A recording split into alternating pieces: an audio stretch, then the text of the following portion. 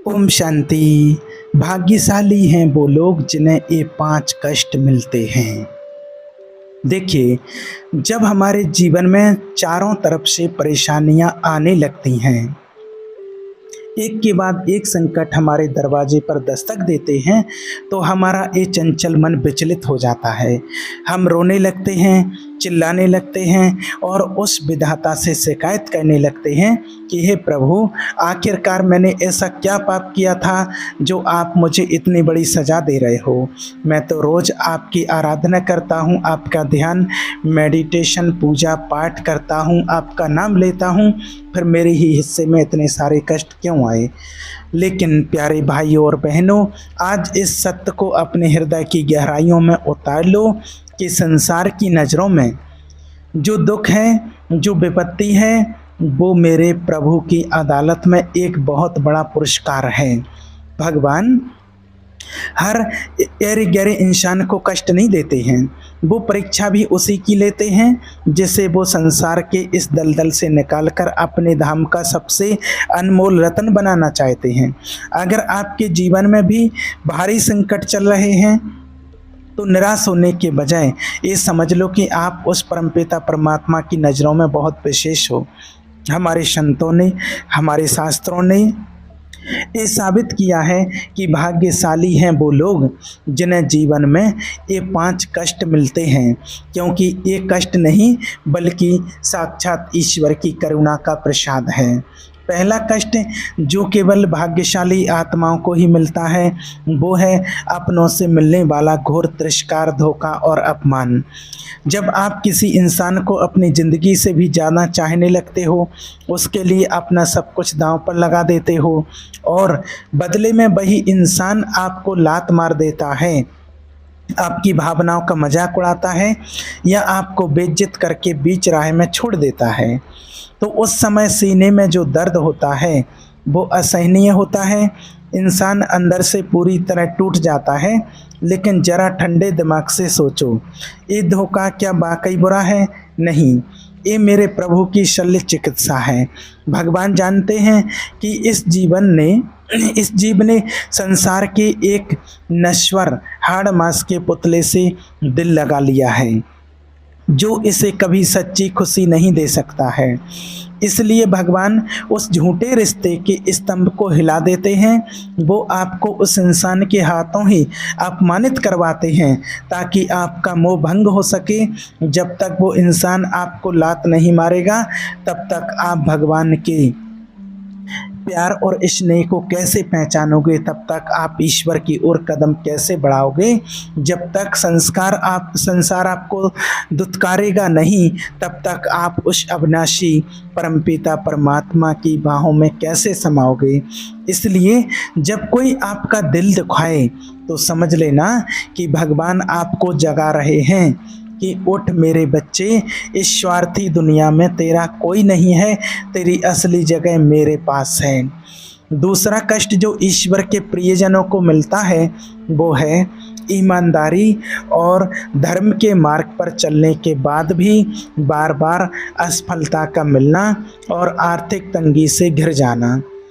कई बार ऐसा होता है कि एक दुष्ट इंसान जो झूठ बोलता है, बेईमानी करता है, वो बड़ी गाड़ियों में घूम रहा होता है, ऐशो आराम की ज़िंदगी जी रहा होता है, और दूसरी तरफ एक सच्चा व्यक्ति जो किसी का बुरा नहीं सोचता है, निरंतर भगवान का ध्यान करता, नाम जप करता, वो पाई पाई के लिए मोहताज हो जाता है। उसके काम बनते बनते बिगड़ जाते हैं। दुनिया कहती है कि देखो ये कितना बड़ा भगत बनता था, कितना दिखावा करता था, आज दाने दाने को तरस रहा है। कितना ज्ञानी बनता था, आज तरस रहा है। तो प्यारे भाइयों और बहनों, ये दरिद्रता या ये असफलता भगवान की सज़ा नहीं है, बल्कि आपके भीतर के सबसे भयंकर राक्षस को मारने की दवा है, जिसका नाम है अहंकार। धन और सफलता इंसान के दिमाग में ऐसा नशा पैदा कर देती है कि वो खुद को ही भगवान समझने लगता है, वो दूसरों को कीड़ा मकोड़ा समझने लगता है। भगवान अपने प्रियजनों को इस विनाशकारी घमंड से बचाना चाहते हैं, वो उसे गरीब रख सकते हैं, लेकिन उसे कभी अपने से दूर नहीं होने देते हैं। सुदामा जी के पास पहनने को कपड़े नहीं थे, रहने को झोंपड़ी नहीं थी, लेकिन उनके पास जो धन था वो त्रिलोकी के राजा के पास भी नहीं था, और वो धन था कृष्ण की अटूट भक्ति। जब आपके पास धन नहीं होता है तो आपका अहंकार शून्य हो जाता है, आप विनम्र हो जाते हैं, और उस दीनता में जब आप पुकारते हैं तो साक्षात भगवान आपके पास आते हैं, जैसे द्वारकाधीश सुदामा जी के पास नंगे पैर दौड़ते हुए आए थे। तीसरा कष्ट जो भाग्यशाली जीव आत्माओं के हिस्से में आता है वो है शारीरिक रोग, बीमारी या कोई ऐसी लाचारी जो शरीर को तोड़ कर रख दे। हम इस मिट्टी के शरीर की सुंदरता पर, इसकी ताकत पर कितना घमंड करते हैं। शीशे के सामने खड़े होकर घंटों खुद को निहारते हैं और सोचते हैं कि हमसे सुंदर, हमसे बलवान तो कोई है ही नहीं। हम भूल जाते हैं कि यह शरीर एक न एक दिन बूढ़ा होगा, बीमारियों का घर बनेगा और अंत में शमशान की आग में जल कर के राख हो जाएगा।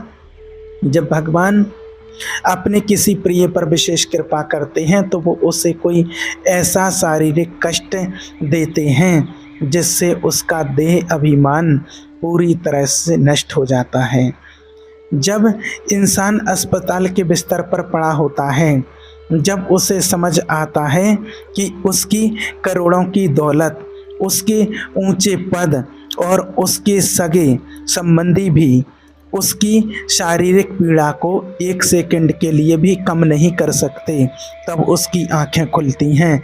उसे समझ आता है कि मैं ये शरीर नहीं हूँ, मैं तो एक आत्मा हूँ और मेरा असली मालिक वो ईश्वर परमात्मा है। बीमारी के उस दौर में जब इंसान दर्द से कराता है तो उसकी हर एक सांस के साथ जो ईश्वर का नाम निकलता है, परमात्मा की याद आती है, वो उसकी आत्मा को इतना पवित्र कर देता है कि जन्म जन्म के संचित पाप कर्म पल भर में जलकर भस्म हो जाते हैं। शारीरिक कष्ट इंसान को वैराग्य की तरफ ले जाता है जो मुक्ति का द्वार है। चौथा कष्ट जो भगवान के प्यारों को भुगतना पड़ता है वो है नितांत अकेलापन और दुनिया का उन्हें गलत समझना। एक ऐसा समय आता है जब आपके अपने परिवार वाले, आपके दोस्त, आपके समाज के लोग आपके खिलाफ हो जाते हैं। आप कितना भी सही कहने की कोशिश करें, लोग आपके सीधेपन का गलत मतलब निकालते हैं। आपको चारों तरफ से अकेला कर दिया जाता है।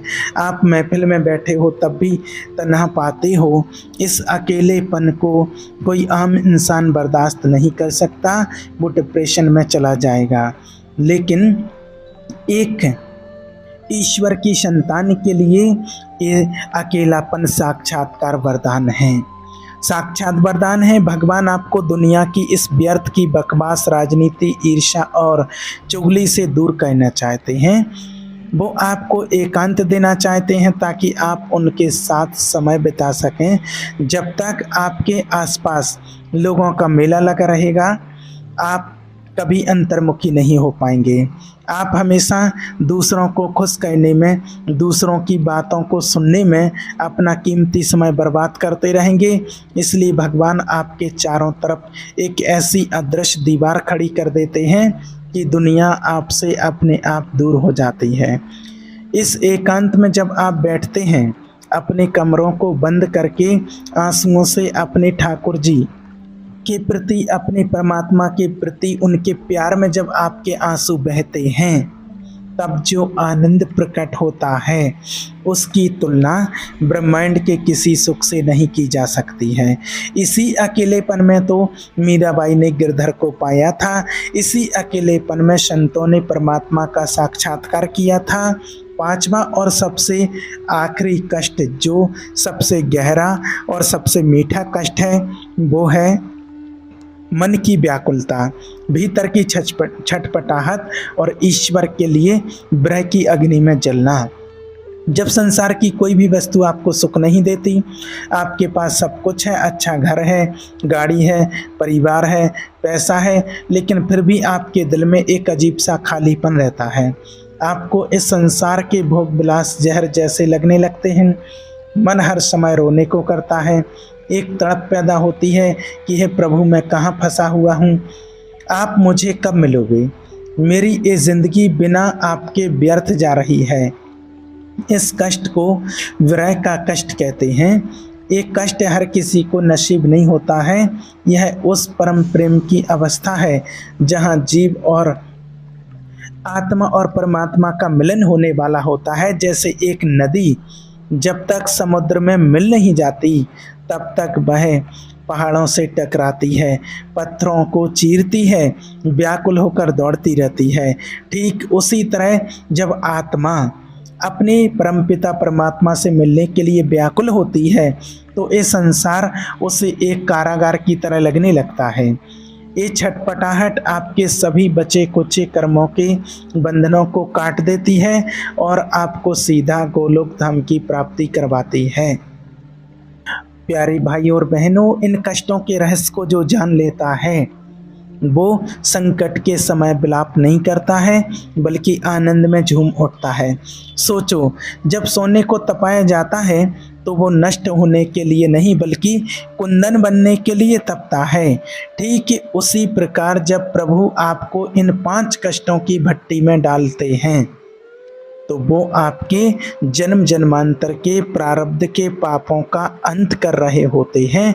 साधारण मनुष्य सुख की कामना करता है क्योंकि वह केवल इस क्षणभंगुर संसार को देखता है, लेकिन एक सच्चा जो भगवान का प्रेमी होता है वो जानता है कि अनुकूलता यानी कि सुख इंसान को प्रमाद में डाल देता है, भगवान से दूर कर देता है, जबकि प्रतिकूलता यानी कि दुख इंसान को हर पल ईश्वर के पास रखता है। जब जीवन में हर तरह अंधेरा हो, जब कोई सहारा ना बचे, तब समझ लेना कि अब साक्षात ईश्वर का प्रकाश आपके जीवन में उतरने वाला है। इन कष्टों को अपनी प्रगति का साधन बनाओ, इनसे भागो मत बल्कि अपने कर्मों का फल मान करके इन्हें सहित स्वीकार कर लो। इसलिए मेरे प्यारे भाई और बहनों, जीवन में जब भी इन 5 कष्टों में से कोई भी कष्ट आपके सामने आए तो हिम्मत मत हारना, डरना मत, घबराना मत और कभी उस ईश्वर से अपना विश्वास मत उठने देना। एक छोटा बच्चा जब डॉक्टर के पास जाता है, डॉक्टर उसे सुई लगाता है तो बच्चा अपनी माँ को कसकर पकड़ लेता है और वो रोता है, लेकिन माँ डॉक्टर को मना नहीं करती। क्यों? क्योंकि माँ जानती है कि ये सुई इस बच्चे के भले के लिए है, इसकी बीमारी को ठीक करने के लिए है। तो मेरे परमात्मा भी वही परम दयालु माँ हैं। जब वो आपको कष्टों की सुई चुभाते हैं तो वो आपके भले के लिए ही होता है। धैर्य रखो। धैर्य एक ऐसा सच्चे वैष्णव का सबसे बड़ा आभूषण है। अपने मुख को हमेशा भगवान के नाम से पवित्र रखो, चाहे परिस्थिति कितनी भी विपरीत क्यों ना हो। उठते बैठते सोते जागते चलते फिरते निरंतर परमात्मा का स्मरण करते रहो, भगवान का ध्यान करते रहो और परमात्मा की याद का जाप करते रहो। और ये जाप वो महाऔषधि है जो बड़े से बड़े कष्ट के जहर को भी अमृत में बदल देगी। जब आप पूरी तरह से ईश्वर के पास शरणागत हो जाते हैं, समर्पण हो जाते हैं, तो दुनिया का कोई भी दुख आपको हिला नहीं सकता है। आप इस संसार के दुख को आसानी से पार कर जाएंगे और जीवन के असली परमानंद को प्राप्त कर लेंगे। ओम शांति।